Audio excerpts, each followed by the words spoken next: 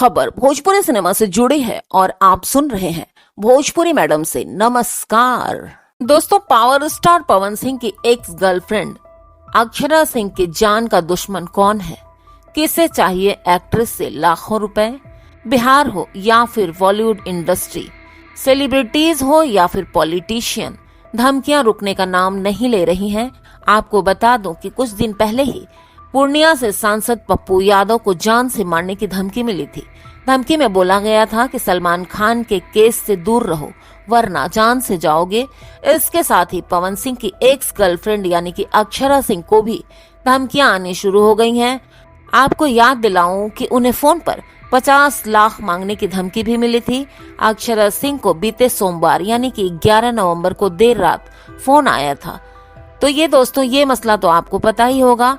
बताया ये जा रहा है कि फोन करने वाले ने अक्षरा सिंह से गाली गलौज के साथ मारने की धमकी भी दी। फिलहाल अक्षरा सिंह ने पटना के दानापुर में शिकायत दर्ज कर दी है थाने में। दोस्तों, वीडियो अच्छी लगी हो तो लाइक कर दीजिएगा, चैनल को सब्सक्राइब करके वीडियो शेयर भी कर दीजिएगा। और सबसे जरूरी बात, जी हाँ, रिक्वेस्ट आपसे कि कमेंट और लाइक जरूर कीजिएगा। कमेंट बहुत जरूरी है दोस्तों, आपका कमेंट आपका आए तो मुझे अच्छा लगता है। Thank you.